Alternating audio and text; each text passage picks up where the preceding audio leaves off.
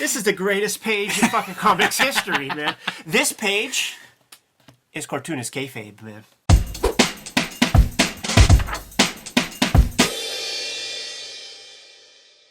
Welcome to Cartoonist Kayfabe. I'm Jim Rugg. My name's Ed Piskor. And today we're talking Understanding Comics, The Invisible Art by Scott McCloud. Yes, man. This is one of those books that when I was young, getting interested in comics, taking my art to conventions and getting portfolio reviews. One person in particular, but many people have told me, like, you know, you need Bridgman's Constructive Anatomy, Comics and Sequential Art by Will Eisner, and Understanding Comics. Yeah, this is 1993, and there weren't many books like this.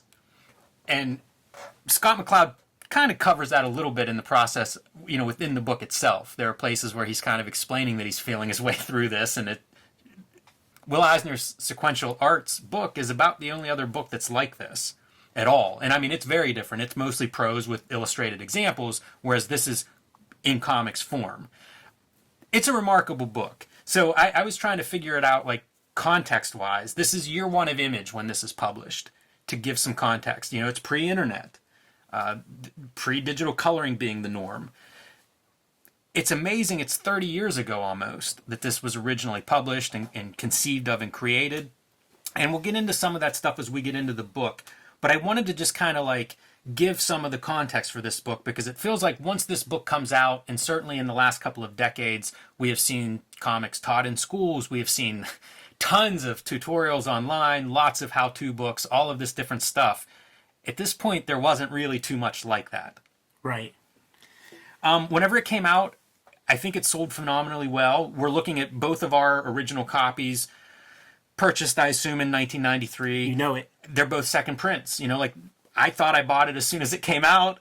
Mine's a second print. So, you know, I think that the success was there from the get-go. Whenever this came out, kind of took sales by storm to some extent. When we did the Wizard episodes, or early on, whenever the Understanding Comics stuff, when it was going to be a Tundra book and it was kind of in the air, people like Tom Palmer were talking about it. People like Patrick Daniel O'Neill were mentioning that this is going to be a big deal. So before the thing even came out, you know, he was taking that stuff around and people knew it from comic conventions, and maybe he was doing some interview work or something, but they knew that this was coming out and it was going to be a big thing. And I mean, it's a genius conceit to, like, deconstruct comics using comic books. Right. A comic about comics. Yeah, it's fucking genius, man. And I pull up this back just to kind of show off, you know, the heavy hitters that are weighing in, from Art Spiegelman, Publishers Weekly, Dinotopia. By the way, I mean, we take this for granted. You know, Chicago Sun-Times, Publishers Weekly, fucking Ballantine, the guy who created the paperback. Right. Who we know connected to Tundra from the Kevin Eastman interview, you know, that this was a guy Kevin Eastman was kind of talking to, and with the eye of getting, you know, making books for casual readers, books for bookstores, things like that. Ian Ballantine, a guy that, you know, was involved there, at least in terms of conceptualizing comics outside of the comic book format. Yeah, but you know, keeping up with the context, this is the norm now. This was not done, like, proper, you know, print publications were not talking about comics unless it was, you know, Mouse. And then heavy hitters from the industry, again, Art Spiegelman up top here, but Will Eisner, Jim Lee, Neil Gaiman, Alan Moore. This was a book that had a lot of attention. And as such, there was a lot of backlash. You know, I can remember a lot of comics journals, letters columns of people sniping at this book and things.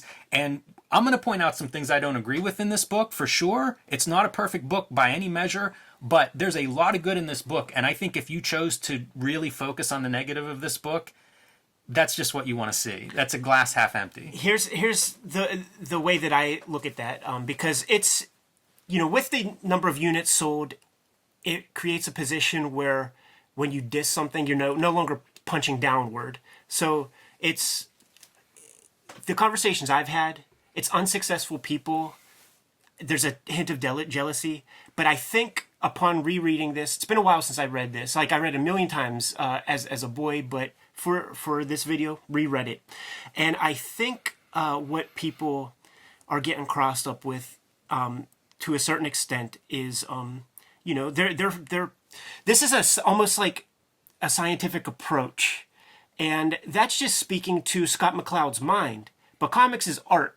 And he clearly has, like, if he's being truthful to himself, his mind probably works this way with, like, a clarity of organization and thoughts to those degrees. So he makes a comic that's truthful to himself.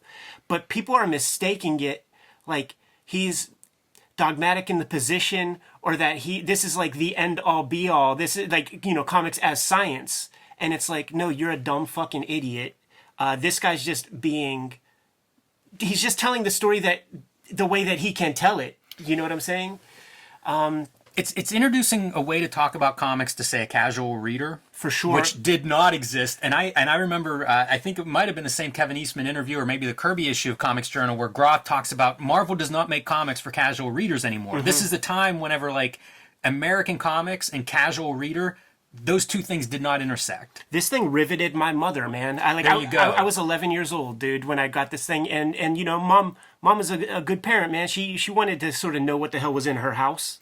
I carried this to college with me, and my graphic design teacher asked me to buy him a copy of it. He collected books, and when he saw this, it instantly clicked. It's an example of that format fitting the content perfectly. Yeah. Again, a comic about comics. Like, of course, it's a no-brainer.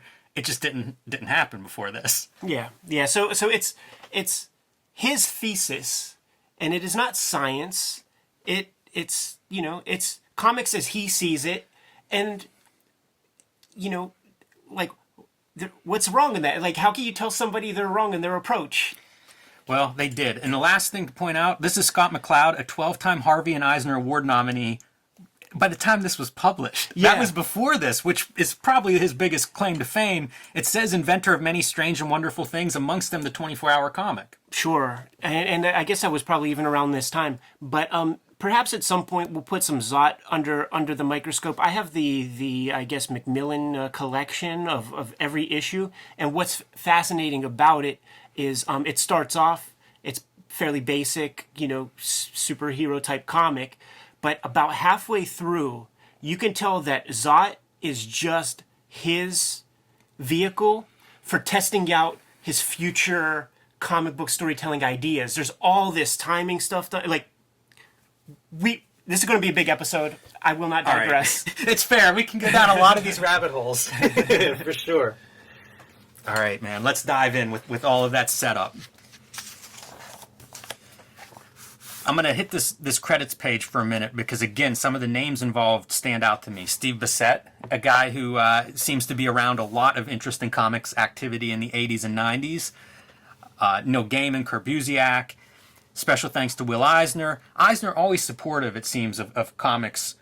He gets a lot of credit for his contributions, but also seems very supportive of, like, hey, next generation, future generations, new ideas, bring it all in. I like that part. And editor Mark Martin, which goes back, I think, to the Tundra days. Yep. And this is a second printing, 1993. There's your little intro from Scott McCloud that gives some context to the, oddness of this book at the time. And the introduction. Matt Feazell, man, longtime space exhibitor. And this is how I discovered Matt Feazell, essentially, man. Like, I might have had a Munden's bar backup that he drew in the back of Grim Jack, but this launched Matt Feazell into superstar status, man. This is fun, too. Reading this, I realized, like, McCloud is 15 years into his career, which is, 2016 or something for me. Mm-hmm. So, like, I'm past that point. So for him to have done this would have been if I did this 5 years ago, which is mind-blowing to me. Yeah, and just taking on a task like this is ballsy, because if you're going to do it with great effect, you have to have convictions in your statements, and by virtue of that, you have to know and accept that people are going to disagree with stuff, and I don't actually think a lot of cartoonists would be able to put themselves in that position. That's a fair point. There were several times going through this book, and maybe I should hold off till we get to those points, where I was just like, conceptually, I don't know how you would even begin to put this together, with some examples that illustrate stuff. I want to point this out. This is a just terrible printing. Yeah, and it's not just your copy. And I draw attention to this because this is so early. Like, the graphic novel as a model really wasn't a thing. There had been a few, but it wasn't a model. It wasn't like things started to pick up in the early 2000s. This was like, how do you even print this, or why does this matter? I can't believe this. I wouldn't accept this in photocopy. They mentioned, I remember in old articles where they said, like, beware of, like, the amount of black you have on the page, Yes. because the banding will show up. So it's just like the technology wasn't there, I guess. That's shocking to me. We've come a long way just in printing technologies. Truth. All right, so here we're going to start into it now. Chapter 1, Setting the Record Straight.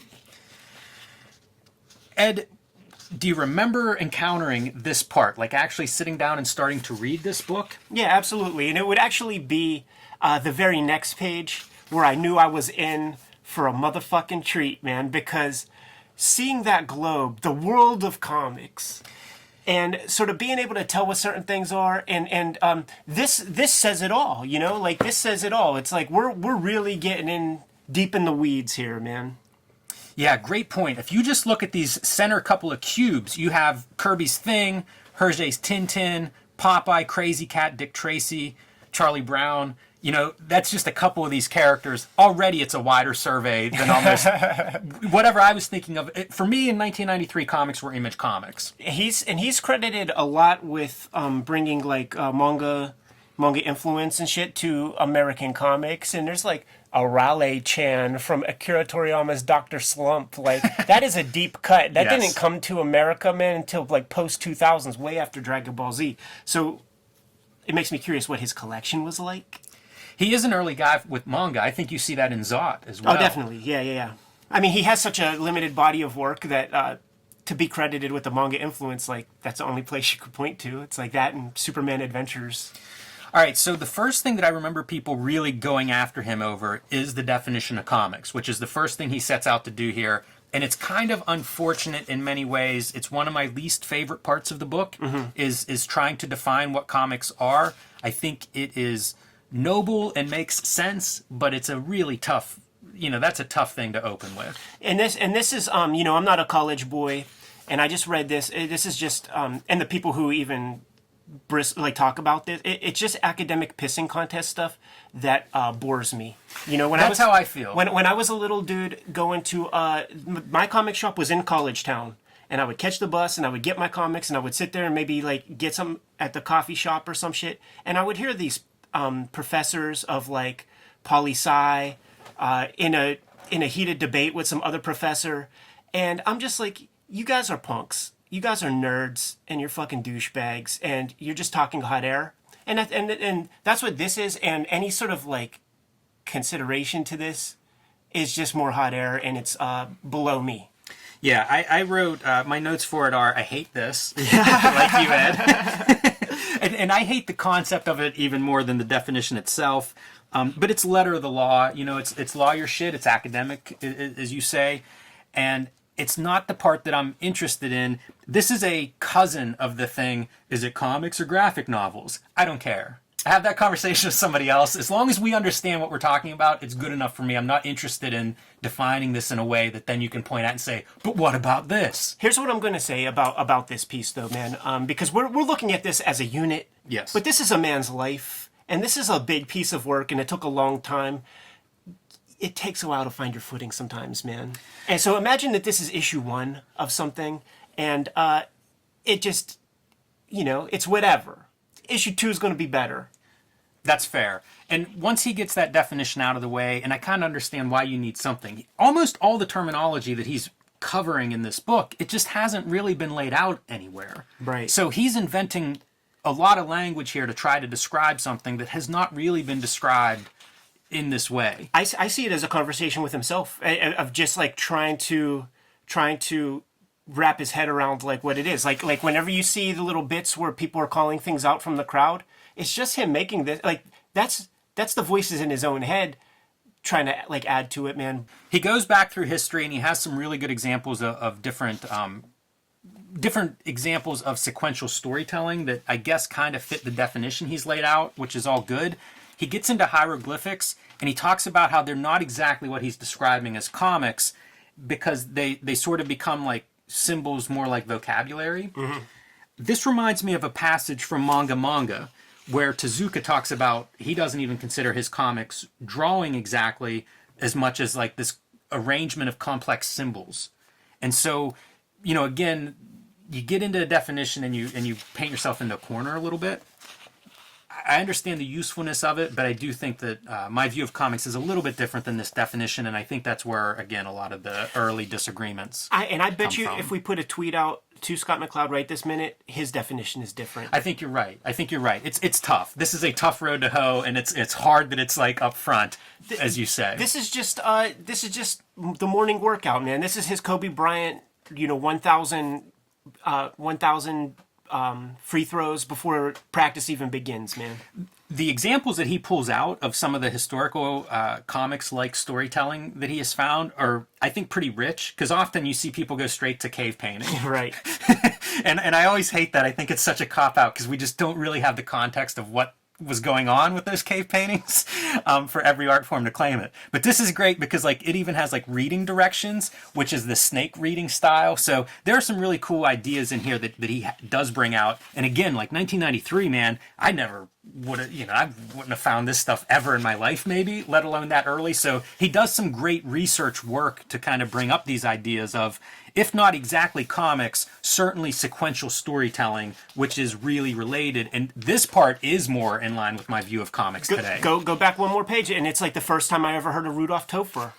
So it's like that put the name on my radar, and it's like, well, if this guy like this looks like comics way more than the earlier stuff. So it's like, well, I want to see some of this Topher stuff. Yes, yeah, for sure. So I am on board with so much of this stuff. That's part of why I harp on the definition standing out to me.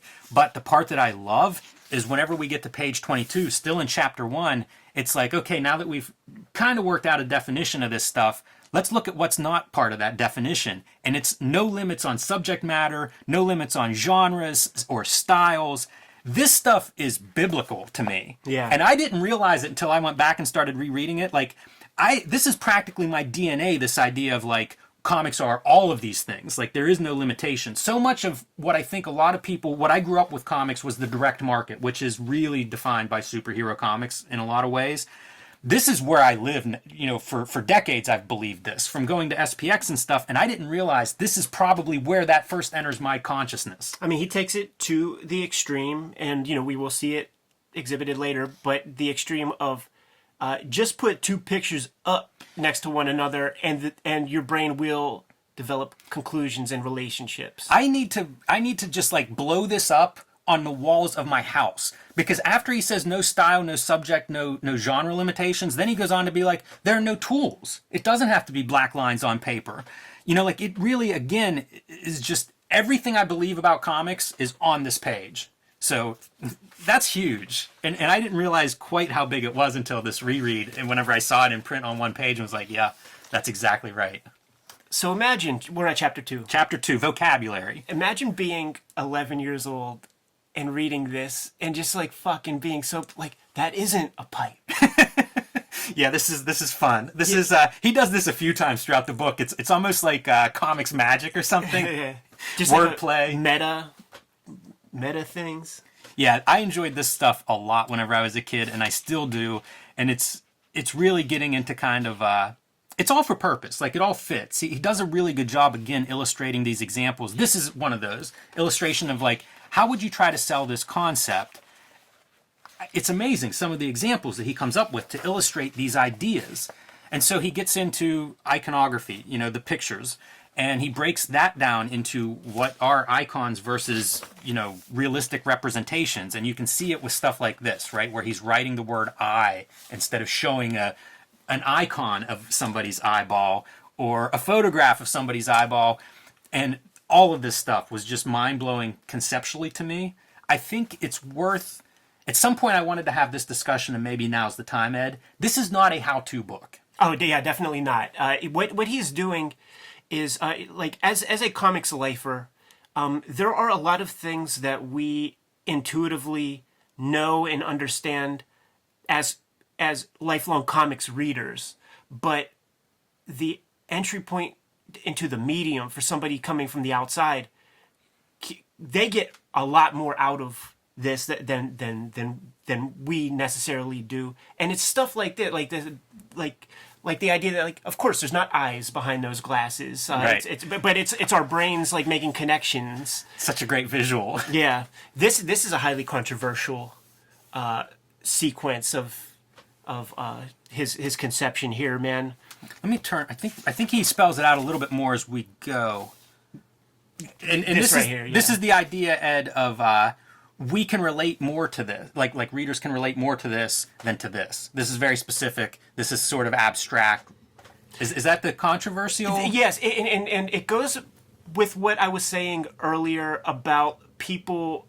You know, this is a reasonably scientific presentation of comics, and people sort of taking his words for fucking gospel. Like, since we started this channel, like, there's so many comments where people are like so lockstep with the words we say. They trust us so much.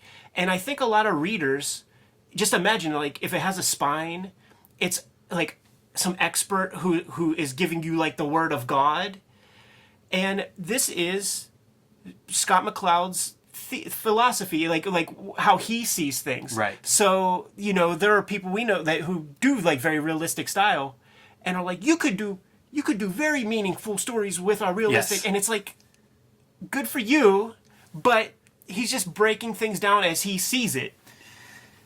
Yeah. This isn't law. This is not Right. dogma. That's a good point to make. These are very much exploratory ideas. Yeah. Thinking about why do we read this as a face, and how do we use that then as cartoonists, the idea that people read this as faces. And he goes through, I mean, this is all about this topic, is representation and how we identify with what we're seeing.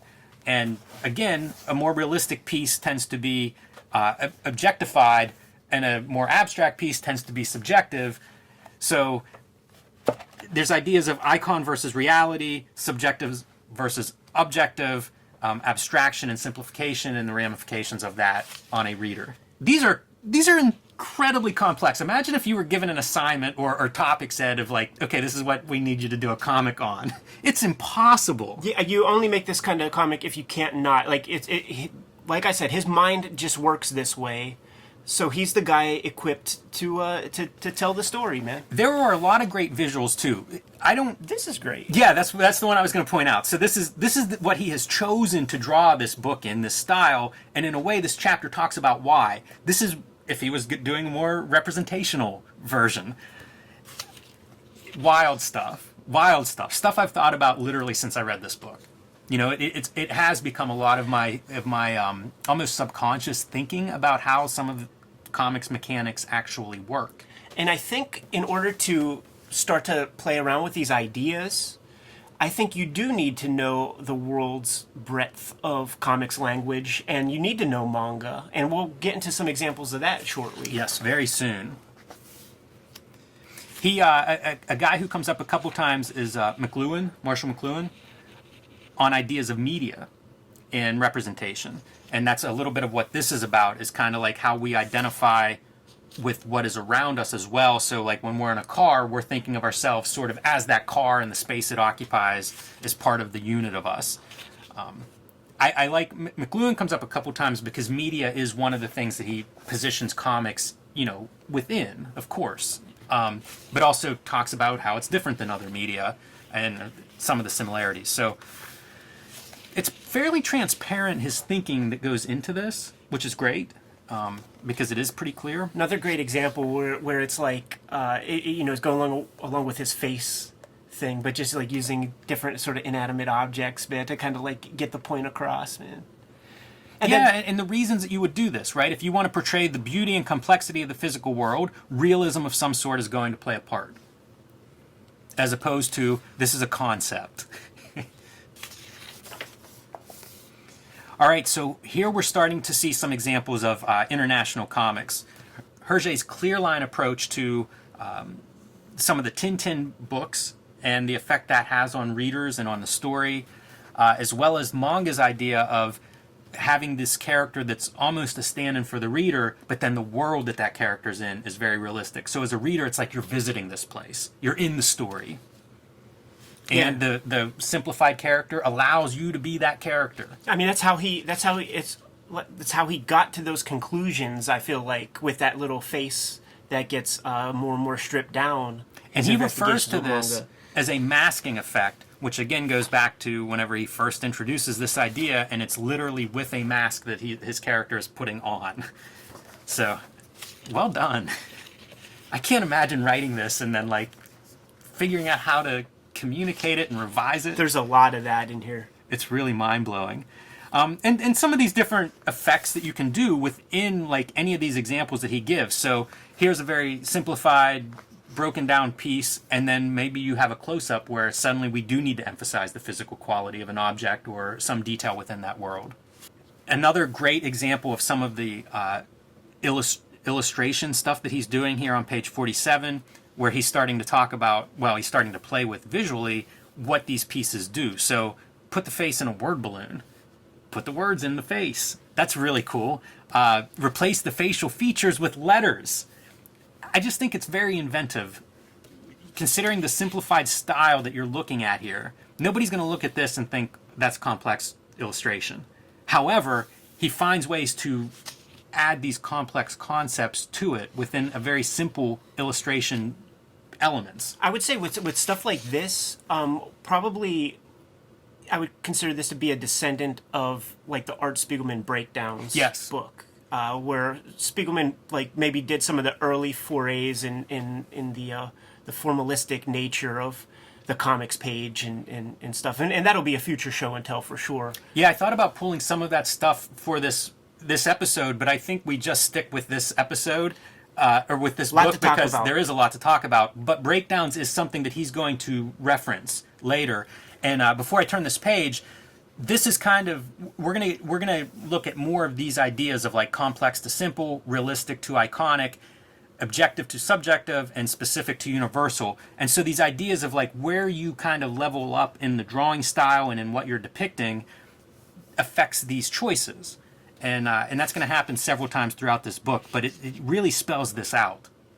And of course, like the most abstract version is turn this into the word face, right? So we can go from a photograph to the word face, and it all kind of represents the same thing.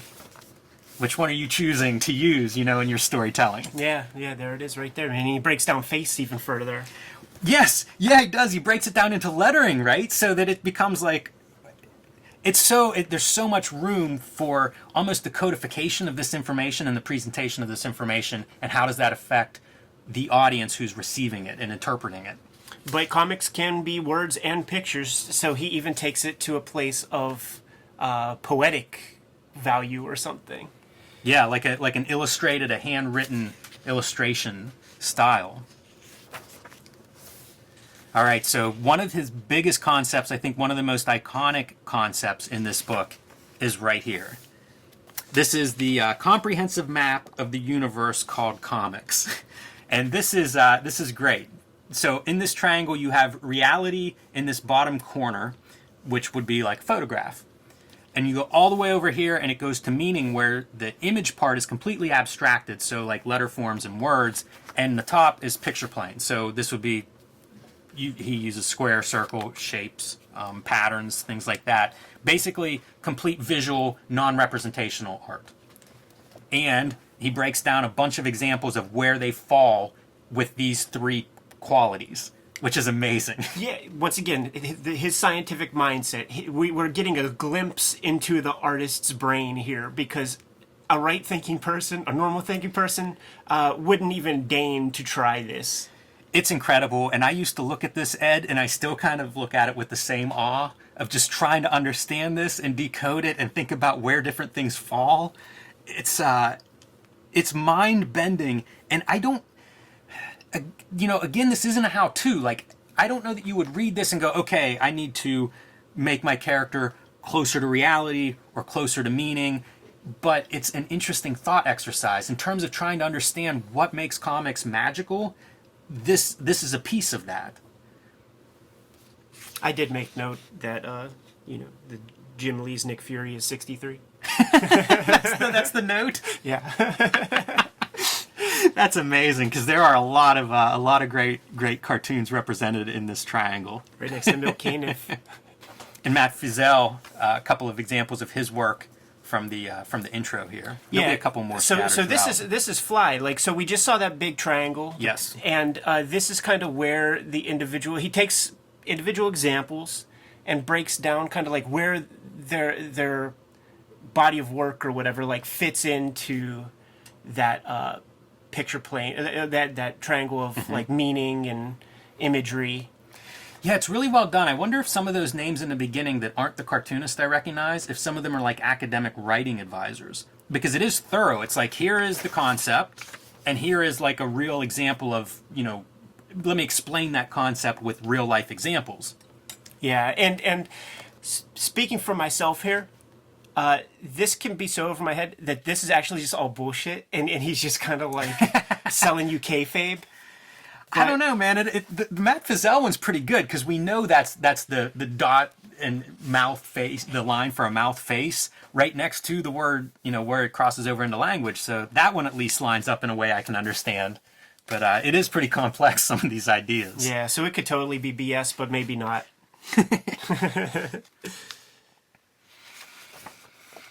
Breaks down guys like Dave McKean, even insert like lining up. If you go back one, it's like lining up Sergio Aragonés, yes, on that triangle with like Dave McKean, and this will this exact stuff will be talked about in the future when we start getting into the cartoonist career breakdown stuff, which was an important piece to me when I was growing up, when I was trying to design my future career. It's pretty great. Like these examples, this page is showing like multiple examples on the scale.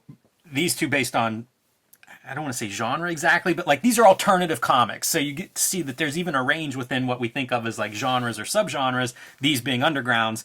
Dave McKean's a good one because if you took a lot of cartoonists, you could plot different positions based on a character or a book or, a chapter of a body of work. There's a note here that he ends this chapter on, and it's about the relationship between television and comics. And he says that Mcluhan identifies these two media as cool, which command audience involvement through iconic forms. And I wonder about that with television. I don't know if that's the case anymore. Television used to be limited. You can kind of see this console television here. Like when I was a kid, a 25-inch television was big. Like it wouldn't make sense to watch something like Pacific Rim on a television like that. It'd be like when you saw Stephen Platt's artwork on an old cathode ray tube television and we're like, what is this? It's just like gray noise. That's how like a movie or something, high definition thing would look now if you watched it on television for the first several decades of television being a thing. And so I wonder if that's part of what is being referred to here, because television, you would see a lot of close-ups. There were differences between movies and televisions because of the size of the projection, essentially. And so whenever they're talking about, iconic forms, I wonder if that refers specifically to, say, television, I don't know, through the 70s and maybe up to the 80s before it really becomes like big screens and high definition. Never thought about it, man. Essentially what you're talking about is like, it has to be designed for the thumbnail. Right, exactly. The great example is something like Muppets, because like puppets would always require a stage so that the puppeteer was invisible and you just saw the puppet. Television was the perfect stage. And of course Muppets thrived in early days of television because it was framed that way. So I wonder if that's some of what Mcluhan is referencing whenever he talks about iconic, because that part kind of, I spent some time thinking about it whenever I reread this. Chapter 3, Blood in the Gutter. I remember this chapter very well from a kid. Same. I bet you, like, if you interviewed different people who have different relationships with the comics medium, certain ones speak to people in, like, certain ways. And I think that, like, as cartoonists, like, this is an important one. Yeah, and again, visually very effective. Like, he figures out how do you show this concept visually. This might be one of his best examples. And he calls this closure, and the idea is there's a lot of stuff that we take for granted or we know exist. Everything behind us we know is there, or at least we believe it to be there. But we only know it in our head. You can't see it if it's behind you. We sort of take that for granted, and that's part of what comics rely on, and that's a lot of what happens in the gutters, the connections that we make between panels. Yeah. The readers make between panels. He does one, if you go in the next page, a masterful example of it that made me like sit there and think for a second, and it's like the Pepsi on sale, and he would be the greatest guy to play Pictionary with, because like what he's illustrating is the fact that you know that in order for something to be on sale, it had to be a certain price in the past. Like that's what this is. His brain like went there, and I'm like, what the fuck? Like that's an astounding leap. Yeah, it's really well done. All of the examples, like he's showing a baby playing peekaboo because you don't figure this out right away. Like you're not born with this knowledge of like, I know my mother is behind that tower or whatever we're playing this game with. It's really, again, really well done in that he's taking these abstract concepts and he's explaining them clearly enough that when I was a kid I could understand them. Right. Again, calls it closure, links it back to this idea of icons, and we interpret this more or less abstract image as a face. It's kind of built on the same concept, and it's a partnership between the storyteller and the audience. The audience is filling that in. That's the closure part. This book, there's a lot of him sort of saying the same things in several different ways, and this isn't too divorced from a lot of the stuff from the previous chapter. And throughout the rest of the book, there will be these pieces that relate to other things or are frankly redundant. He could cut some things down, and we'll sort of get to that.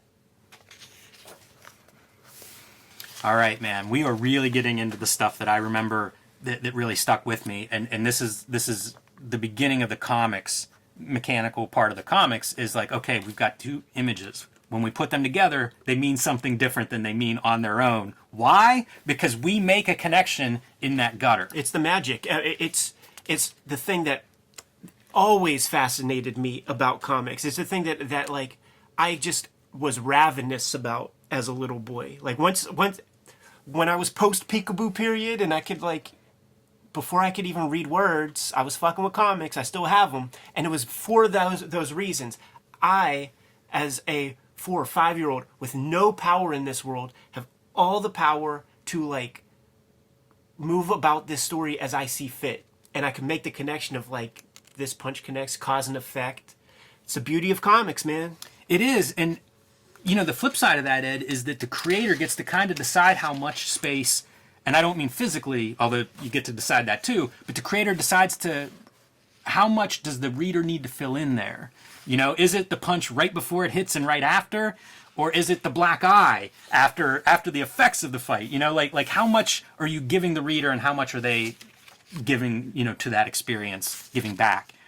Which again is kind of like style and storytelling and all those individual pieces that make a story unique to itself. And we're going to get into that right here. This is the 6 possible connections that Scott McCloud sees between any two images. And yeah, and this is like these two are sort of like the redundant things that I was talking about in a way. Like the moment to moment and action to action is the same thing. And the examples are the same. You could put this here. You could put this there. Yeah, maybe. I mean, I think of this really as like this is the closest to the film strip where you're pulling out, literally like second to second to Right. second or fractions of a second. Yeah, that's fair. You're not changing a camera angle unless it's a zoom in, which is the change between panel to panel in this first one. So I think there's some difference there, but very close, definitely very close. The third one is subject to subject, right? So his example is you see somebody being chased with an axe, and then you see a long shot, and it's a scream sound effect. So you assume it's somebody being hit with the axe. Or people referencing a telephone, and then we see the phone ringing. Obviously connected, subject to subject, but not literally like happening, a second apart or something. One of the things that fascinates me a lot about comics, like the subject to subject thing in terms of storytelling, like how much of the story can you sell by doing these seemingly divorced images, but getting it to make a connection at the end? Yeah, I'm That's fascinated by that part too. sometimes out of necessity of like, I want to put this big story in 22 pages. Sure. So I need to make these, I need to make each image really carry some water. Comics is shorthand, man. For sure. And, you know, get the point across, get in, get out. Scene to scene, which is a bigger jump maybe spatially or across time from one panel to the next. Aspect to aspect, this is just, they're related somehow, but not in an obvious way. It's not exactly like we're going from character to the same character later or same location or whatever. It could be those things, but it could be something a little more abstract too, how these images are connected. And then finally, Non-Sequitur, which is two images that seem to be unrelated except you've put them next to each other in a comic. When I was coming up, man, I was trying to become a jobber for Marvel or DC or something when I was a little boy. So when I saw this, I was like, fuck that! This is not comic book storytelling! This is bullshit! This is the part you got mad at Scott McCloud over. Totally, man. Like, I was just like, this is unacceptable. It is interesting. You can kind of understand, like, by including this, he covers all his bases. Right. Like once you see those 6, show me the 2 images that don't have one of those relationships. Yeah, of course, and it's essential. And we probably have even covered some comics on the channel that have the non sequitur aspect. You know, it's a beautiful thing. But that's a more complex concept. You know, like a little kid is faking if they pretend they know.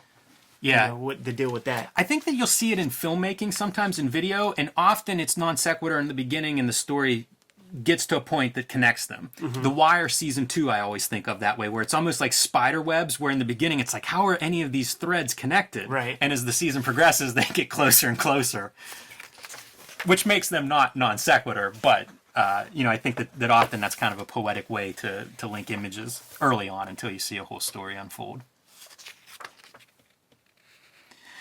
So again, same kind of model. He explains this concept here, the 6 possible relationships he sees between 2 images, and then we're going to go through and we're going to look at some examples and how they stack up to see if there are any patterns revealed.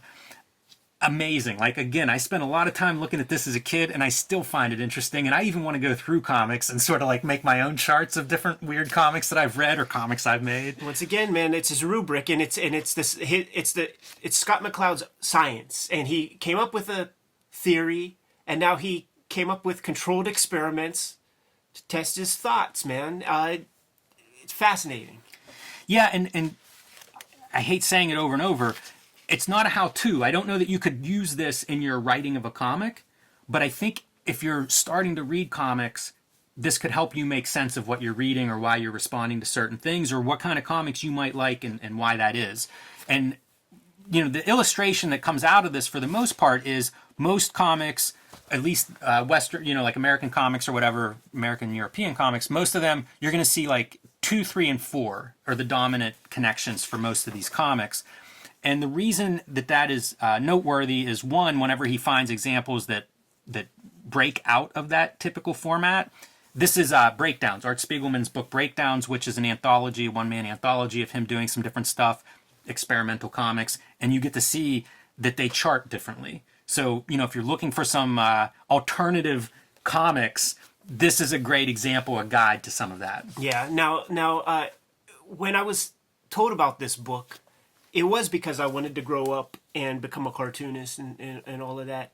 And if you do approach this book with that in mind, it really does make the medium of comics seem insurmountable and hard to construct and put together. So it's like, read with caution, because you don't want to spin wheels as a maker of comics and think about like, well, I'm going to do number 3, a moment-to-moment sequence here, like.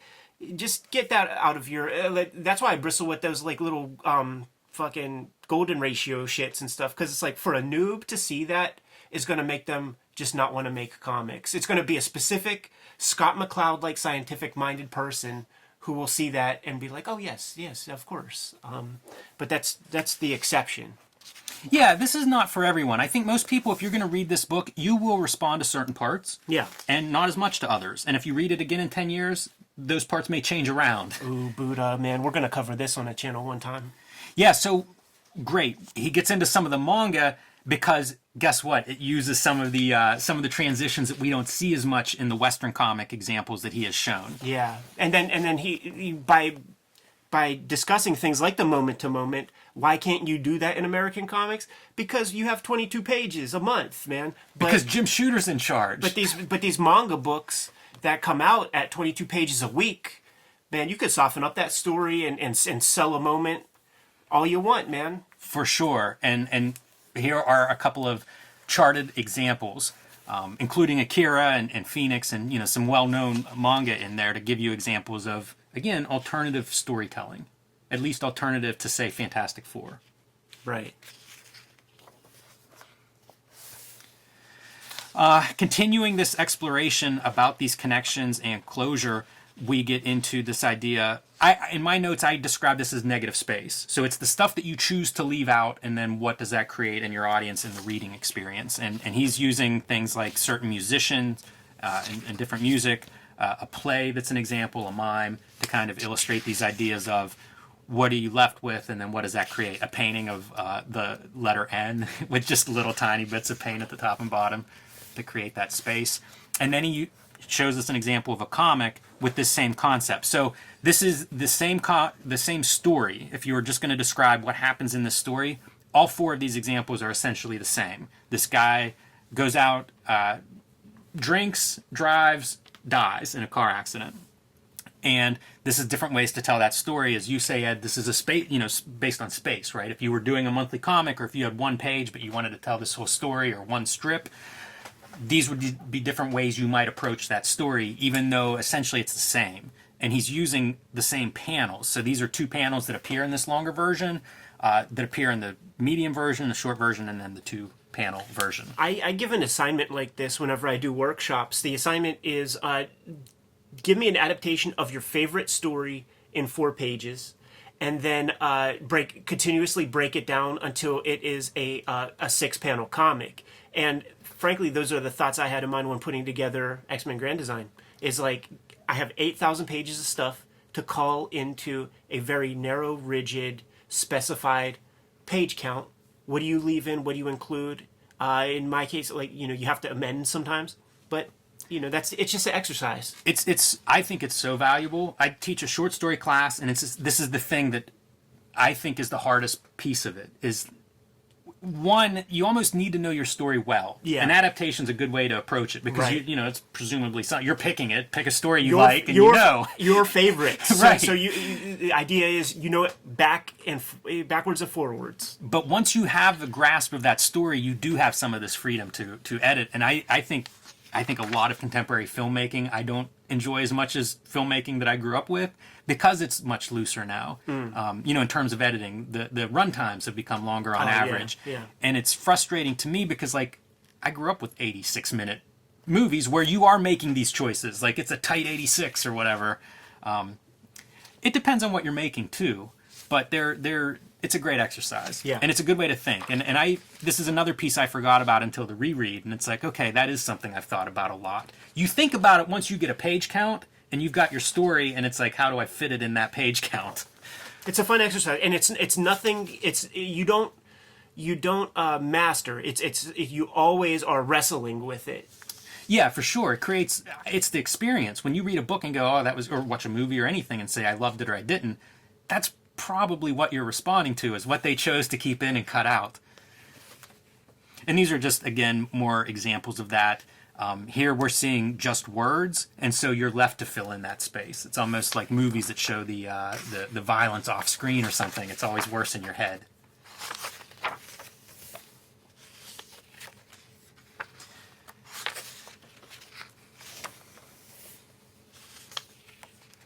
And working on previous chapters, how does the different stylistic treatments, more realistic, more iconic, more stylized, how does this affect your reading experience and what you're getting from those strips? And your brain making the connections that, she is waving to him. It's that simple, but that's comics. That's all comics is, Yeah, I've always, style has always been an issue for me in terms of I don't feel I have a strong one, and I tend to think about style as one of the choices to make in the beginning of a story, and it's like those ideas are covered in this book. I don't know if this is where it comes from. I think it's from reading a lot of comics and liking a lot of different stylistic artists. Before you flip, Yeah. like let's get into the illustration here because this illustration was important to me. Oh, okay. Seeing that it's like the page that he's working on, but like looking at the various tools and how he is being iconographic and drawing everything like the way it, like the real objects and stuff. So I'm like, what is that thing right there? Because I was always looking at stuff like the Mark Texiera stuff in the back of that Marvel book, and just like, okay, well, I'm gonna need to buy one of those. I'm gonna need to buy one of those, and I'm like, what is that thing? But just seeing his setup, fucking was inspiring. This panel was inspiring to me. It's like, what did you come up with, Ed? I have no idea. Like, I'm sort of asking. Do you think that's an electric pencil sharpener that's kind of distorted? I don't. I think it is. There's like an ultrasonic rapidograph cleaner. Ah, yes. And I think maybe it's that, but we'll have to ask Scott. That's funny. Well, okay, one more then. What are these two cylinders here in the front? Do you know what those are? Yeah, I don't know. I'm going to tweet them after this and see what we come up with. I was thinking about how much we've talked about his work. Oh, and also, of course, the Cartoonist Kayfabe. Looking at his stuff in 2-page spreads, like above his desk, like that's genius, and that is something that I will actually incorporate into my practice right there to like have this set up right here, man, so that you could, and it's his thumbnails. It's his thumbnails, probably the way he writes his scripts, right, for the page, man. So that's fucking genius. Yeah, that's a good call. Wow. I did not analyze this image nearly enough, Ed. I'm glad to see these things pointed out. All right, chapter 4, time frames. The other big thing in comics, right, is time. And how do you represent it? For the most part, we think of representing time in comics as space equals time. So a bigger panel represents more space, a bunch of small panels, those are quick moments happening. Some of this is based on how long does it take you to read. Very detailed artwork, to me, is a longer duration because it takes me longer to take in those details. Unfortunately, or maybe fortunately, it's not a 1-to-1 ratio. Like, you can't just say, okay, this is a panel. For the most part, panels are a moment in time, but not always. And so again, great example here where a series of events are all happening left to right. As we move through the panel, time marches on, even though it's one panel. So the first thing he does is break the idea of there is a rule for how this works. There really isn't. It's amazing the flexibility of time and how we depict it in comics. Take a look at any of the most dynamic Jack Kirby covers. And that leg in the back that's kicking a guy is in like a different space-time than that punch up front, man. And that is like incredible.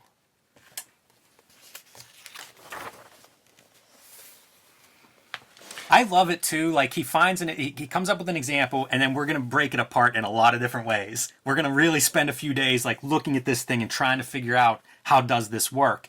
Like he pulls out this drawing of a rope with the idea of 1 inch equals a second or whatever, but it even winds. Like, as you watch it, it's like, well, this is 3 seconds here, or I think it's amazing and genius to think about. Again, I don't know that you use it whenever you're thinking of making comics exactly, but it's really neat to think about. And it's in conversation, and so when we were reconvening and talking about like a fun story or something, and like how this guy did this or that. There's an example. I was trying to pull it out ahead of time. It's within the first 20 issues of Love and Rockets. I just couldn't find it. It's a Jaime Hernandez. Because like we're following mostly time moving in this linear way, and in this one panel, Hopi's getting picked up, I believe, and something breaks at the bottom. Time moves downward in this panel, and it's like one of like the rare instances where like you see this like passage of time going downward in a single panel. You know what I mean? And it's just kind of genius. But I don't for one second think that was on Jaime's mind as he was like putting it together.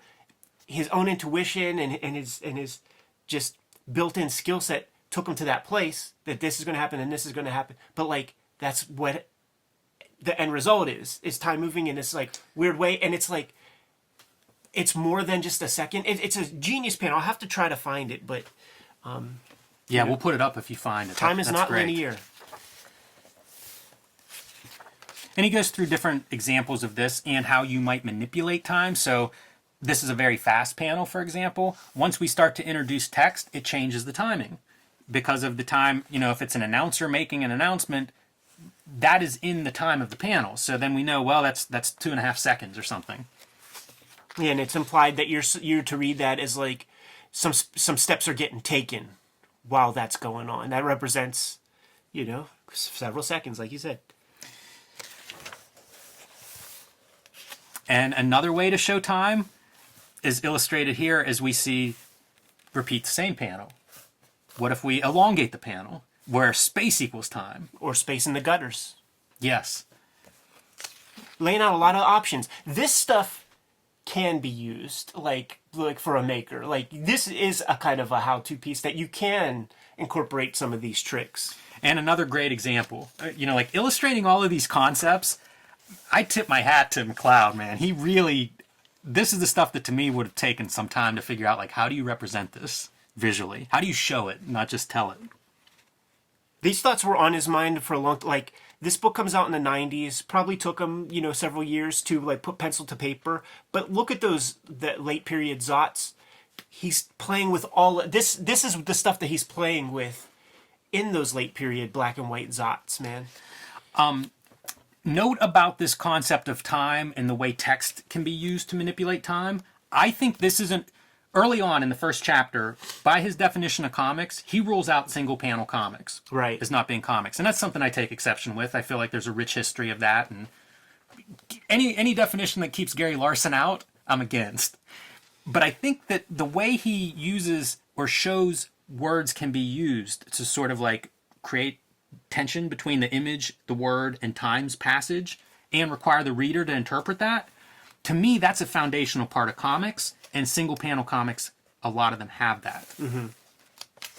So maybe we can abridge that definition a little bit and wedge in some of these single-panel comics. Yeah, but like when you start talking about that, or you talk about single-panel pages, because then that's a juxtaposition of images. That's one image after the other. Like it gets into the. This is part of why I don't really care about definitions too much. Right.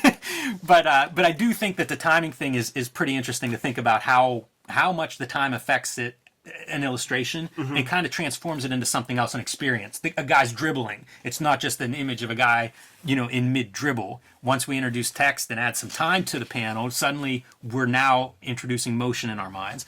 Anyway, here's a formal piece about time, Ed. This image bleeds off the edge, and the idea is this adds a timeless quality. I love the formal elements of this kind of stuff. I think about things like this. Early introduction to the concept for me, I'm sure. Of thinking, what is the implication of having... I think about this a lot still whenever I choose to have a panel bleed off an edge, or to break the margins. Like, why am I doing that? And he talks about some of that in terms of time. This is an example that I think he would lean into as he gets into digital comics and talks about infinite canvas, which is not covered in this book. But it's the idea that you could read this in different directions. Most comics, this is very, very rare to find in a comic book, but he's saying, it could be a thing. Yeah, and certainly you basically don't find it in the mainstream. Chris Ware can lead you. It's a dicey proposition. We're used to reading a certain direction. You got to be a pretty skilled cartoonist to get us to do away with that thinking, to get us to follow your thing. You just got to be smart about your approach. Amazing example. Yes, great. This is Matt Fizel, again, the guy from the intro. One of his comics he does these stick figures, so they're pretty simple. It's kind of a visual gag, but it goes 1 panel, 2 panel, 3, 4, 5, 6, but then panel 3 and 6 are interacting to create this loop. This is one of those things you can only do in a comic. Yeah. But it is breaking reading direction, although you can still read it in a traditional way. Yeah, the Fizel example is great because his drawing is very kind of limited in his approach in the strip, and McCloud's is pretty. He sticks with the iconography, and it lets you know the values that the cartoonist has in their mindset when they're making comics. He's not trying to learn about double lighting, the figure and like bullshit. Like his stuff is conceptual. Like his interests lie there. That's another thing that I love about comics is like you see a comic made by a single person, you could make some projections and get some clue into the profile of the person making it. And, this is like probably one of the greatest examples. And I don't know Scott McCloud, but I imagine he's pretty analytical. I think that's a safe bet. Yeah. Yeah. This introduced me, Ed, to the idea of comics as language. Mm-hmm. And it's not explicitly presented that way, but in my mind, that's what I remembered about this book and something that I continue to think of. So the next piece of the time chapter is the idea of motion, which of course is related to time. So again, building on these concepts and brings in some art history, brings in film and early ideas of projecting images and making moving images through that projection of sequences, and then showing some examples of futurists and Marcel Duchamp with the nude descending a staircase, the idea of trying to capture motion in static images, and then of course motion in comics. Which is, such a fascinating concept to try to convey any of that kind of stuff, man. Energy or any of that. Like how do you do it? It's hard enough trying to figure out how to draw a nose that projects, in 3 dimensions Yes. from a person's face. But now we have to get motion across. And it's great. These are some different examples that he comes up with from comics of how you might approach motion in comics. So some of them are referencing film techniques, right? An object that's moving too fast for your shutter speed, or a photograph of an image. This isn't a photo, but I mean referencing the photographic technique of an image in motion that's in focus, then your background's out of focus. Ghosted images, and referencing some of the artists who use these techniques famously. Motion lines. A lot of vocabulary, again, for comics making, because we understand these things as motion. Mm-hmm. And maybe every reader doesn't. If you bring this to your mom who doesn't read comics or something, that might be something that this would be a primer for and be like, oh, I got it. That makes sense. Had trouble as a kid with certain things, man. Try to explain that tic-tac-toe board and Archie's hair. What is that? I don't know if he Scott, doesn't. I need Scott to explain that. Scott, write that one down, man. So I think this is a great chapter. I think it's interesting to connect the idea of sound and how sound is represented in comics with the idea of time, as well as motion and how motion is represented in a static image and how that affects our perception of time. Very complex. Yes. Well done. Very succinctly described by Scott McCloud in that chapter. If I had to make a bet, I would think that Chapter 5, Living in Line, is your most important chapter. I live by this chapter, Ed. I did not remember this chapter until I reread it. Even then, I don't know how much of an effect this had on me. I don't know if this was a concept that I really got into until I started making comics, which would have been 7 years after reading this, probably. That is like, that's sort of like what they mean by when a student is ready, the teacher appears kind of thing. It's just like, you can't take in the information if you're not ready. And it's like, maybe you got to get a couple pages under your belt in order to even understand this as from a maker's perspective. Yeah, because you sit down with your idea and your story and your pencils, and it's like, how does this? What does the finished version that I'm going to show the world look like? It's a big question mark. I love this chapter, though. This deals with art and style for communication, is the way I would sum this up. The idea that, certain marks have an intrinsic understanding to them. He describes some of these as, I like the cold one, I think is pretty interesting. Reminds me of some 80s graphics. Totally. Loud. Some of this stuff is very clear and some of it's not as clear. You might develop it as a cartoonist that you would come to understand this as a reader because I use this to always mean some certain emotion or association with a character or whatever whatever you assign that visual value to.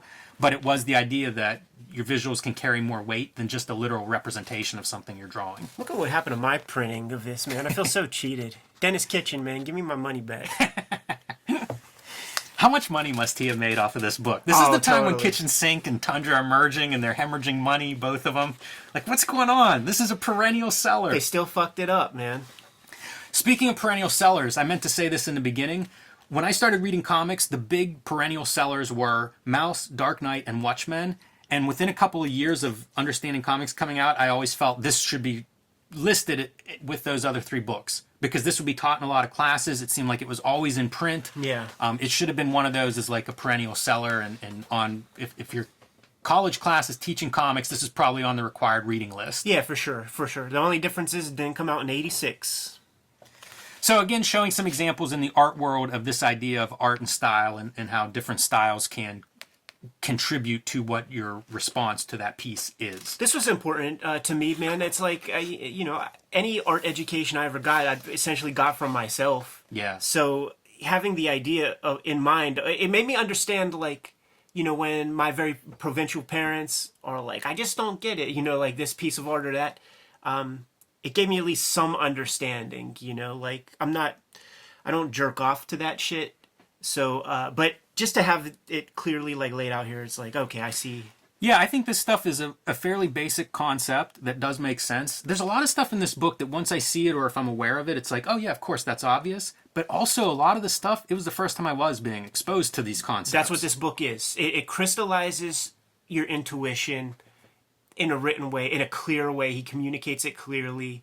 And it's like you can't put a price on that, man. You can give this book to anybody who's like looking at you like, you're a weirdo or something, and it's just like, well, this is what I do, and they could at least get some understanding. Right. I always think like genius is the thing that people come up with where as soon as it's out in the world, you're like, why didn't I think of that? Yeah. Because it's so obvious. Like you almost don't want to give them credit except they're the ones who did it. Yeah, sure. And that's a linchpin of so much art.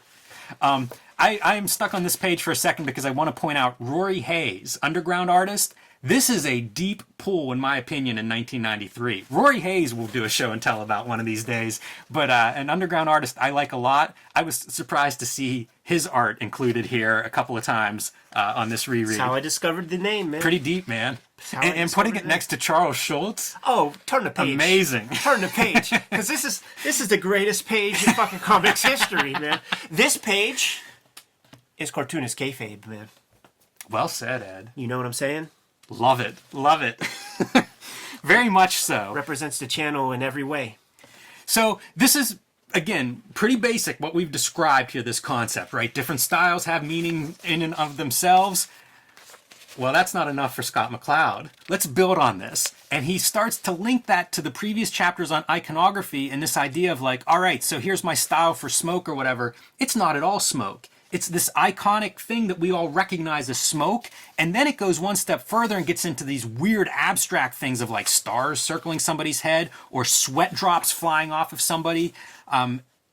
It really starts to blur the line of like, what are you looking at? Like that's not representative of something. Nobody's projectile sweating these giant drops, but we all understand it because it becomes this like comics iconography that is unto comics itself. Or we don't. And that and that is that's a good point. A lot of the trouble that people have with manga. Yes. Because it's a completely different idiom, different sensibilities. What is that big booger coming out of their nose? Like what is the purpose of that? It looks stupid. This character's realistic 1 second, and then his mouth is 3 sizes bigger than his head the next. Like, what the fuck is that? Like, and that's a different set of cultural values and understandings that we don't have, I'm glad you say that, Ed, because it translates in a lot of ways too. It's not just manga or whatever. It's something that as creators especially young creators, myself, this is firsthand experience. I take for granted what's in my head is like, okay, here's my comics. There might be a few ways to interpret what I put on this page. In my world, I'm myopic. I know what I intended. It makes sense to me. This is how everybody's going to understand this page, this image, this panel. And it's like, no, it's not. And of course, culturally, you see this. You see it with use of colors. We all have sort of color-coded, but that changes from culture to culture. There's a lot of ways that we can miss on this part of understanding these kind of like symbols and icons. And it's something to try to keep ahead of as a storyteller, right? And show your work to your friends, see what comes back, show it to strangers, see what comes back, to see if these abstract symbols that we're using, if they're reading the way we intend them to read. Scott McCloud, are you watching this, man? Can I get a fresh copy, dude? Look at that, man. Hot off the press like that. That's fucked up. And while you're at it, Scott, if you deliver it, we'd be happy to put you on camera and... Yeah, for sure. You took advantage of an 11-year-old. Aw. That's messed up.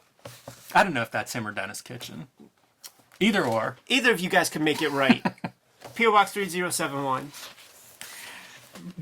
Wrapping up this chapter here, I think we're wrapping up soon, is some further illustration of this concept where you're using these different types of drawing approaches for narrative purposes. So something that's not clear in your illustration might be by design, and showing some effects of that. Lots of applications for all of these different things. Using that kind of expressive drawing in your sound effects or in your lettering. And by the way, like all of these things that he's laying out here, this is why you have to like do the pencil part of your stage in silence, because you have to have full thought when you're sitting there like composing your pages, man, and have some of these kinds of thoughts in mind. And if you're just kind of hacking something out, you're not thinking about that stuff, and it's just going to make a blah page. I forgot the most important part of this chapter. The word balloon. This is the culmination of this chapter, is the most abstract of all symbols. And whenever he's talking about some of the earlier examples of like comics and prototype comics, word balloon is the piece that is like the last piece added to comics. This is a really complex, weird tool. I've seen cartoonists complain about this and how it's kind of this cumbersome, awkward piece, but it's also the magic that is comics. Like, that's a really wild invention. Yeah, and you think about the history of comics, and it's like genius cartoonist Winsor McCay, for all of his illustrative genius and all of that, he even kind of like, when he was inventing it, kind of got it wrong. Like, he's like, draw the balloon and like try to fit all the words inside. Like, wait, how do you even get this across? Will Eisner in his book spends pages trying to like explain word balloons and like the purpose and what they represent and stuff. He expressed it with like, it's like hot air. You remember that? It's like air. It's like a cloud of air coming out of your face. We're gonna have to look at that book too. Oh, definitely.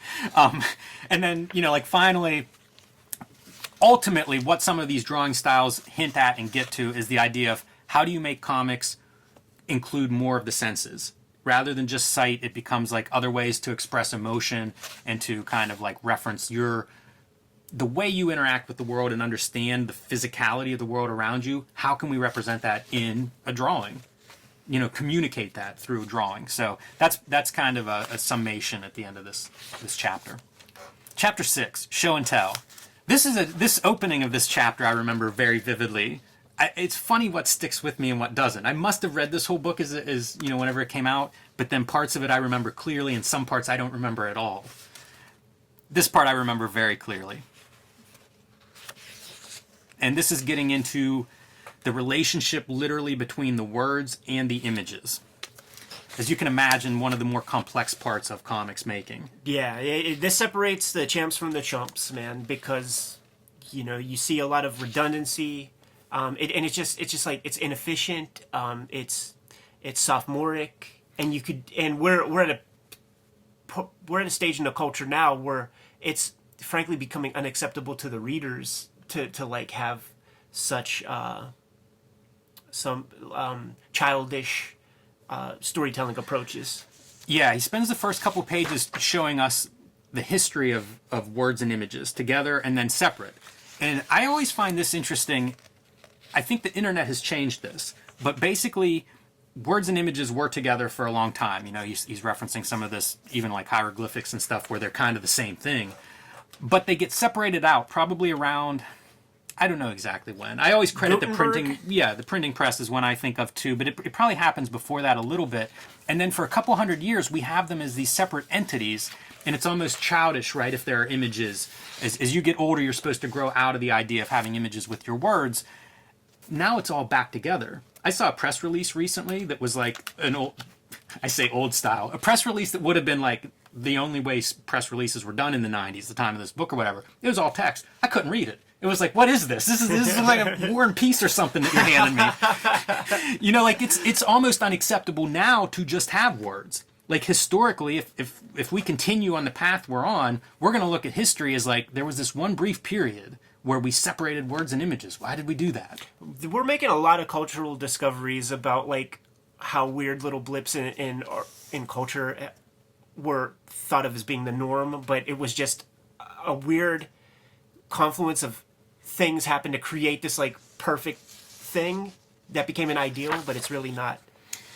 At one point, he kind of describes, as words and images separated, the images came to represent the visible. And so you would see almost like a realism was sort of the chasing of the images, while the words describe the invisible, emotions, senses, spirituality, philosophy, things of that sort. And he then puts that onto his triangle as these being the extreme two bottom corners. Right, meaning. Right. And then eventually he goes back into like art history as art starts to move away from that idea of representation, and you get into like even abstract ideas.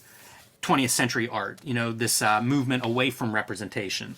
So it's kind of neat to see how those two words and images evolve pre-comics or outside of comics, just as like a parallel history of these two things on their own.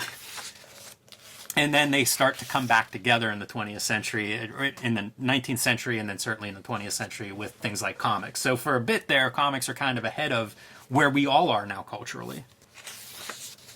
This panel, he has the concept of, I think what you were talking about, Ed, of how do we make the words and the images work together. It's not great art plus great writing equals quality. It seems like it should work that way, but that's not at all the way it works. Yeah, when he would do promotional stuff for this, he would give the example of, I don't know that Leonardo da Vinci would make a good comic. I'm not sure about that. And it's a different set of tools. Every great cartoonist who, has given interviews, they talk about the separation of comics making and drawing. It's different things. It's drawing is seeing, but storytelling is comics. Yes, and he positions comics here as new media, even though it has centuries of history, that he kind of notes in this book. But as new media, it kind of starts out imitating its predecessors. And he has examples of how film, or movies sort of were like stage plays whenever they start out, and they evolve. And the idea that the attitude and the way we view this new media has to evolve if we're ever going to kind of like expand it. Yeah, basically you need the old codgers to fucking die so that like the kids who grew up loving this shit can change the zeitgeist. And he says, words and pictures in combination is not his definition of comics. It kind of goes through here. It would be Jim Salicrups in the back of the Spider-Man pages whenever Todd says he could make a comic without words, though. And then he gets into the meat of this chapter, which is looking at the way the words and pictures can relate to each other. So this is similar to panel to panel, the different options for panel to panel, different ways to depict motion, all these different examples that he's shown up to this point. Here we're going to see different handling of that text and image relationships and the way that affects storytelling. Ultimately, it culminates with him using this strip and then using these different relationships that he describes over these several pages as, in parallel, additive, montage, interdependent, duo-specific, picture-specific, and word-specific. I tend to be very image-specific, which is probably comes from the idea of tell the story without words, which is what I saw in a very early submission packet from Marvel and always valued. And then when I found wordless comics, it was even more so. But certainly not the only way to go about storytelling, which is something, again, to keep in mind if you're reading this as a how-to or if you're an aspiring creator. These are all tools. You can use all of these. You can use them all in the same strip. You could use them, on the same page even. And we're going to see how these might look with the different approaches, but to the same set of images. And he kind of gives an explanation of what you're seeing, which approach he's using. It's pretty neat. It's kind of a different approach. Most of my thinking about making comics is so centered around the images that I don't always give this kind of thing consideration. Certainly you see it in different comics you read. I think Alan Moore is a guy who is you can see a lot of examples of these kinds of different ways to use words, pairing them with images, and to create that dynamic. And the dynamic is a big part of what I enjoy in comics. Dan Clowes, I think, often does some really interesting stuff between the dynamic of the words and the text versus the image. And it's a thing that I think some people struggle with reading comics. I know people who read Yeah. comics and they mostly just read the words. Yeah, so for sure. depending on the relationship you're putting out there, you'd be lost if you tried reading most of my comics and not look at the images. Yeah. Chapter 7, The 6 Steps. I love this chapter, Ed. This is one of the chapters I did not remember very well going back through it. I absolutely love it. This first part is possibly the inspiration for the Todd McFarlane interview when he's telling a caveman metaphor. Not really. This is the first bit here. I don't like that much, and it's Scott McCloud trying to illustrate art and how it functions within human culture. So besides reproduction and survival, whenever you have some free time, he opines that, you know, as your mind wanders and you're doing things with your hands, that's the genesis of making art. This is one of those things that whenever there's like a catastrophe or a tragedy, it comes into my mind about like, you know, this is the vocation I've chose. After 9/11, Right. I wasn't yet a professional. I had to wrestle with some things, man, because it's like, well, what is the purpose? That's one of those unanswerable questions. You know what I mean? Like, that's a life question. It's a values question. This is fun, but this is a little bit of decoding cave painting to me. Like, maybe this is it, maybe not. Like, I think religion is closely related to it. There's meaning, I think, associated with it. So I think it's a very personal thing, and it's probably going to vary from person to person, especially like, why do you make comics or why do you make art? I think that's probably going to be a very subjective answer from a lot of people. But after this, he moves into this concept of the process of making art. And according to him, it's a path consisting of these 6 steps. And I don't disagree with any of these. This is amazing. It's idea and form are your first 2. And as he goes through and kind of lays out this process, he also will ultimately put these 2 as versus each other. You know, like your reason for wanting to make art probably, according to this, boils down to one of these 2 reasons. Maybe you love comics, and so it attracts you to sort of make them. That would be a form thing. Or you have an idea, and the form you choose, if it's comics, or, you know, it could be anything. It could be video or painting or whatever. But that's the way you choose to express the idea that drives you to make it. So, and then you go through. After your idea and you've decided on your form, you choose an idiom, which is kind of like, it could be viewed as genre, style. It's a tool set. Like in the Neil Gaiman Masterclass, he calls it tool shed, his tool shed. Yeah, exactly. It's a language in a lot of ways. Structure is basically putting it all together. And this applies to both composing from composing an individual image to composition of an entire work. In this case, you know, imagine this book, right? This is the structure of this idea of understanding comics that he's putting together. And then 5th is actually making the work, which is craft, which we all love. And as he goes through and explains this, craft is one of those things, craft and surface, that a lot of us enter wanting to make comics from that direction. Mm-hmm. You see an artist you love or a book you love or a character you love, and you start with drawing that character and start figuring out anatomy and start figuring out tools to do this without getting into sort of the substance part. You know, like you've been wrestling with the idea of like cartoonist and penciler. Cartoonist, penciler. Yeah, that's well said. Very well said. And he traces through like a couple of different people as they pursue, say, a career making comics, and how they get on that path, how they develop, you know, along the path, and some different development directions. Kind of like you said, Ed, with penciler versus cartoonist. You know, somebody who's driven by that idea probably is more of the cartoonist. Somebody who is driven more by the form may be very happy as the penciler.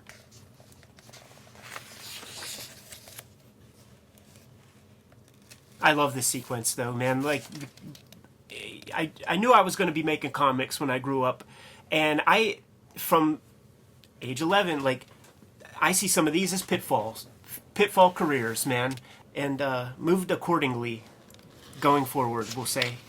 This was one of the chapters I did not have a strong memory of.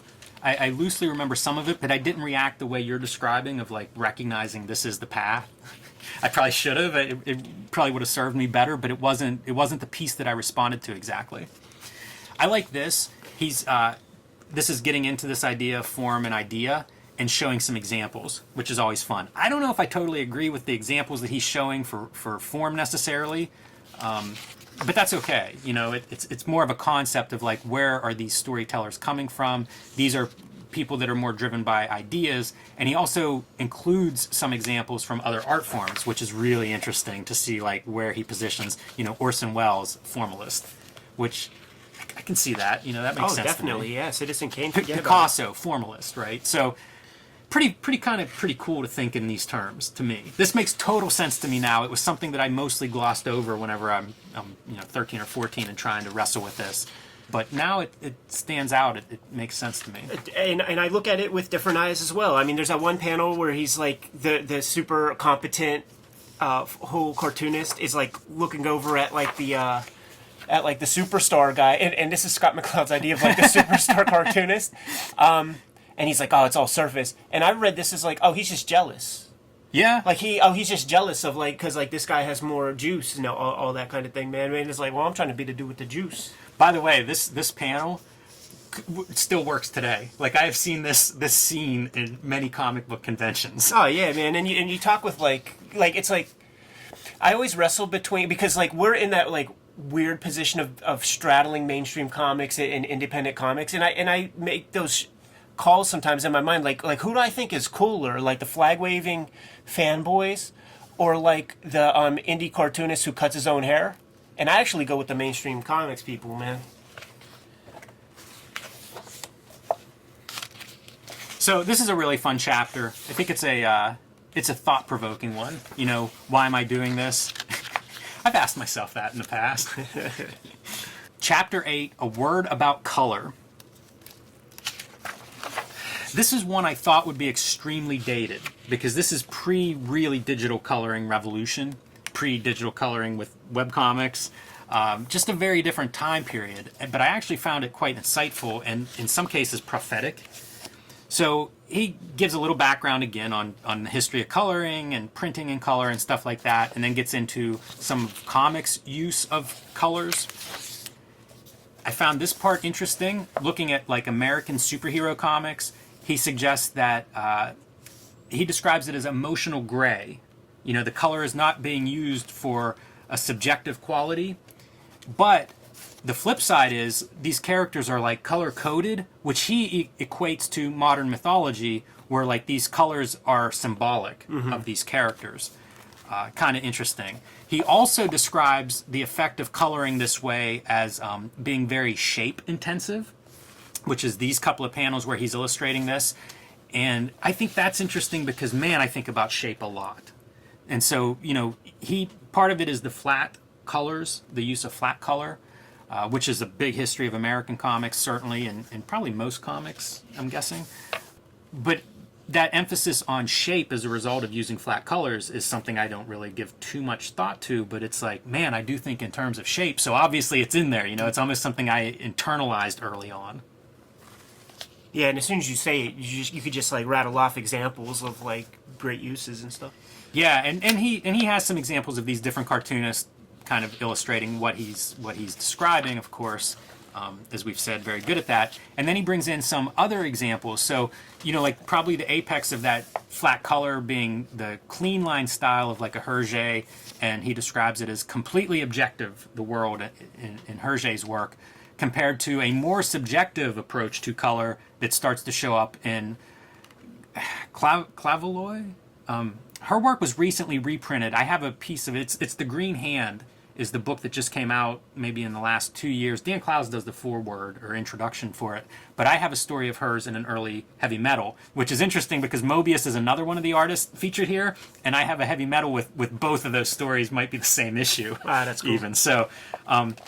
But the idea of using color as a subjective tool and subjective tool in your tool belt as a cartoonist is something that we wouldn't have been seeing in, say, Marvel DC mainstream comics of the 60s and 70s, but was starting to show up in some of the European stuff. You'd see it in like, you'd see people use the mechanical, like a Klaus Janson would use the mechanical approach to try to get some emotion and stuff in there, but Right. usually it was got to color 3 comic issues today, like Yeah. get the work done. You mentioned Klaus Janson. probably the 80s, right? Is whenever we start to see some artists in American comics really thinking about like how can we use color.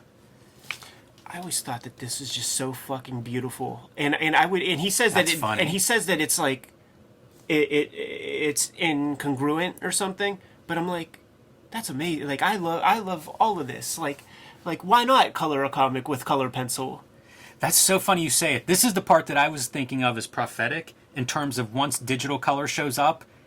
To me, it's incongruous with the flat black line once people start doing all the mottled color. So that's I can see the response to just like the surface and Just being a like, yeah.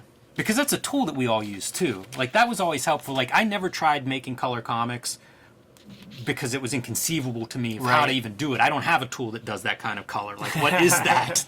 Yeah, I always thought of it as like an expense issue, and I wanted to work in independent comics, and that was just like an impossibility.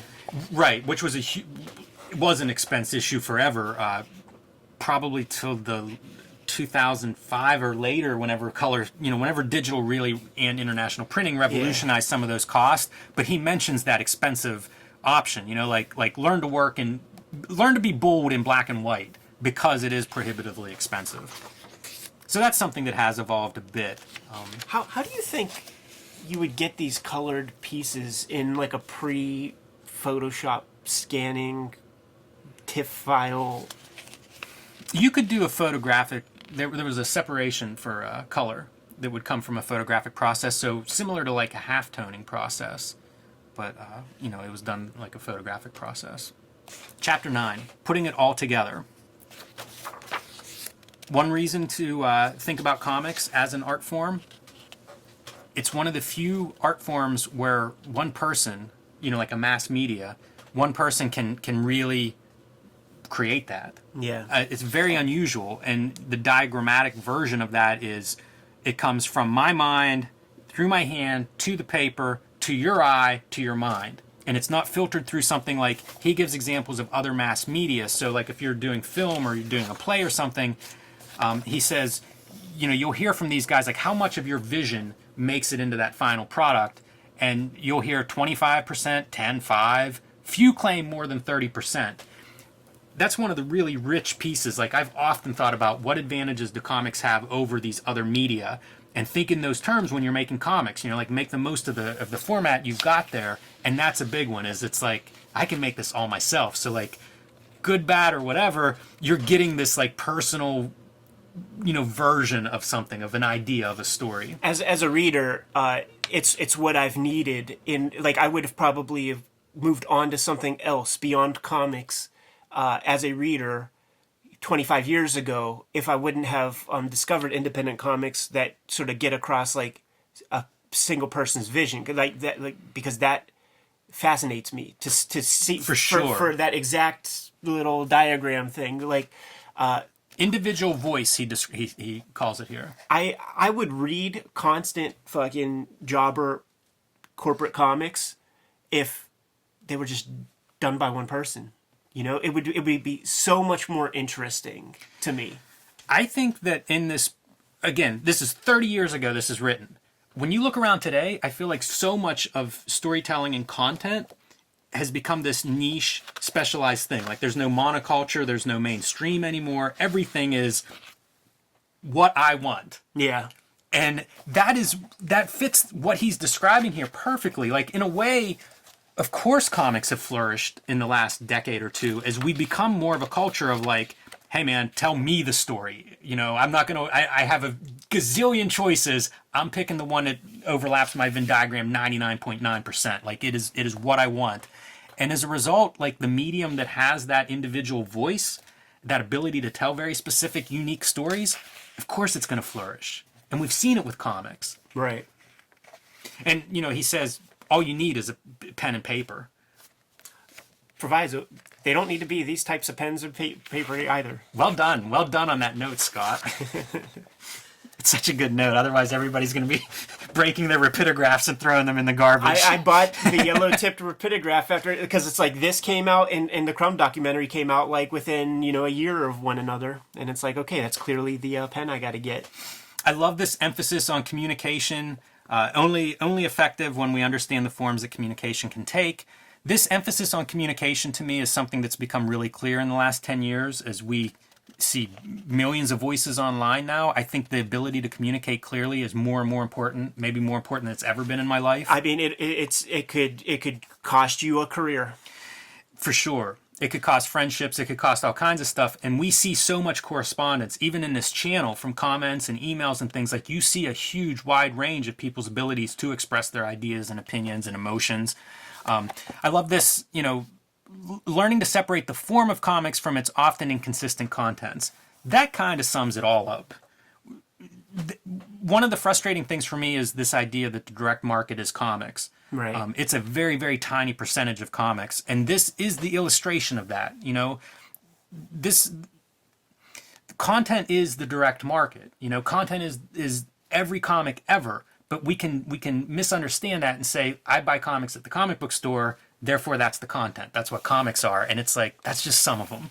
There's lots of comics, and if you understand it's the form, it could help lead you to maybe your favorite comics. You may not have even discovered or started looking for them yet because you confuse the two, the form and content. And that is about it for my notes on this, Ed. Yes, sir.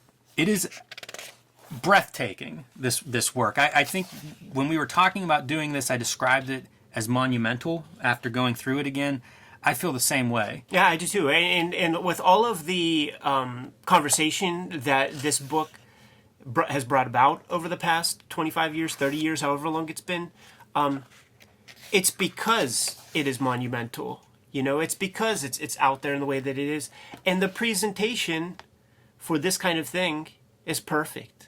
Like he uses the medium to describe the medium. It's a heck of an accomplishment. Yeah, very well said. I am more impressed with it today than I was whenever I initially read it.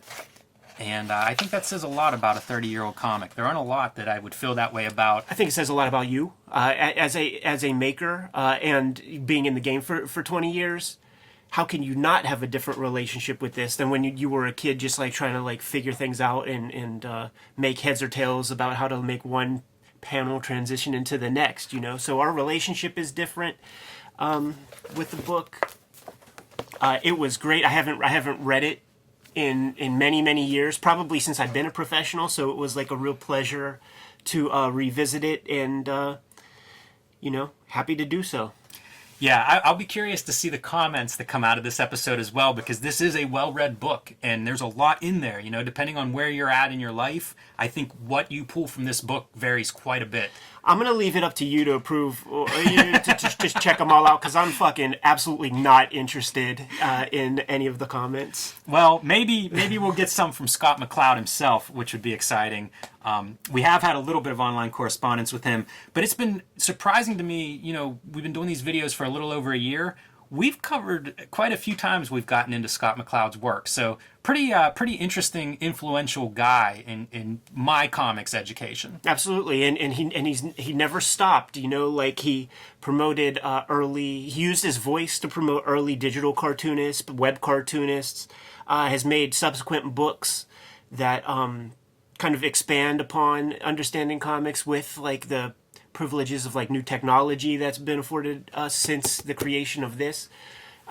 His scholarship is much appreciated, man. I'm very happy that he put this book together for us to develop conversation and some understanding of the medium. And he created a book for me to give other people like in my life who see me sitting there wondering if maybe I need a doctor or something.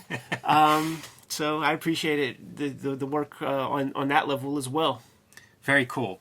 I think that wraps up Understanding Comics. Let's go fucking make our own comics, Jimmy. Sounds good. Like, subscribe, follow the YouTube channel, hit that bell icon so we can notify you whenever our next videos are available. We are on the road to 15,000 subscribers, so spread the word. You can subscribe to the Cartoonist Kayfabe newsletter at the link below this video. You can find Cartoonist Kayfabe merch and t-shirts at the links below this video. Jim, I'm going to try to figure out a way to draw cold. Give them their marching orders. Read more comics.